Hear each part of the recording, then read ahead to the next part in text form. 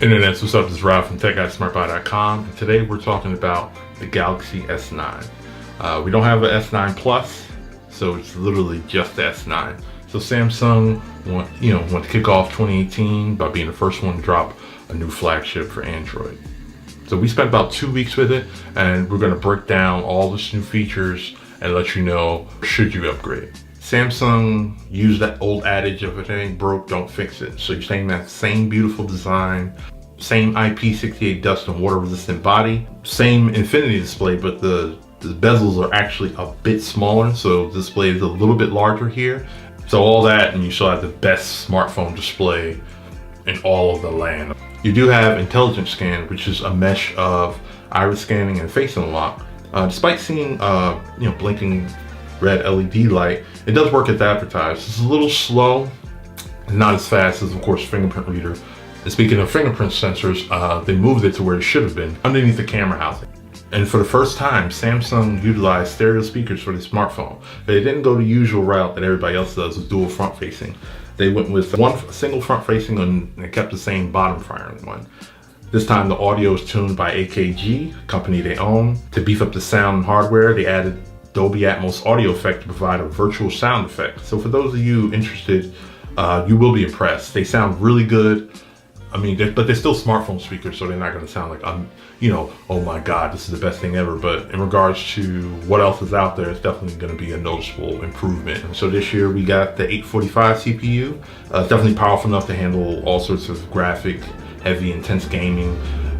Didn't come across any slowdowns, crashes. On the battery side, they kept things pretty much the same in regards to last year's model. So the S9 has a 3000 milliamp battery. I got pretty, close around the same as I got last year. So about maybe close to 12 hours, light to moderate usage, and heavier, medium to heavy got me closer to 8 hours. So we do have advantages of fast wired and wireless charging. Now, what everybody want to know about the new camera. Samsung, their marketing is called the camera reimagined.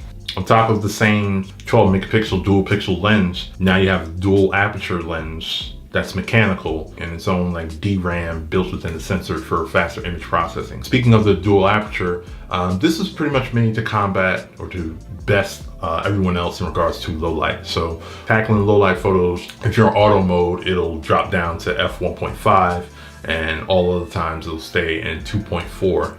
But if you go in pro mode, you can switch that on and off or toggle between the two apertures anytime you want. Based off the time we've used it and taken a lot of pictures with it, it's definitely a huge improvement in regards to the S8. S8 took great pictures, but the image processing wasn't to where I'd like it to be. We did a whole video, the Pixel 2 versus the S9. You can check that out. We'll drop a card for it over here in the corner for you. Next up, you got super slow motion. So super slow motion takes 0.2 seconds and stretches it out to 6 seconds. So it does it automatically and then does it manual mode. So automatically it'll detect motion and then slow things down and then make it look cool. But the thing is, in order to really pull this off, you have to have a lot of light present or else it's going to be a grainy mess. Last but not least, the software. So this time we have the Samsung Experience 9.0 running over Android 8.0 Oreo. So trying to make a stand against Apple's and emojis, we have AR emoji. Honestly, it doesn't work as well as Apple, so they don't have a true depth camera present. So between its lack of choices in creating clothing of your AR emoji, I per se am not gonna use it or probably see too many people using it.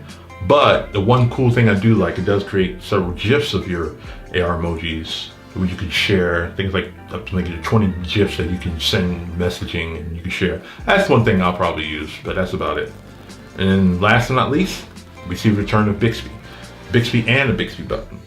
So you still got its take on Google Now with voice commands. Most people still not going to use it, but the cooler thing that I think that people might want to pay attention to is the Bixby camera features. So they're actually within the cameras itself. You got live translation for images. You get nutritional info for food. You see a variety of what makeup products look like on you via Sephora and more. So the S9 is a great update to the S8. Now the question is, if you do have an S8 or S8 Plus, do you need to upgrade? The camera quality is definitely a lot better and the stereo speakers are definitely the two reasons why I would say maybe if you can afford it. But other than that, a lot of the software features will eventually trickle down to it. But if you have an S7 or anything older, this is definitely something you should pick up. If you're thinking about holding on and waiting for the Note 9, but you're not really an S Pen user, then S9 Plus will be perfect for you. Thanks for watching. You could have been anywhere in the world. You're here with us. See you next video. Peace.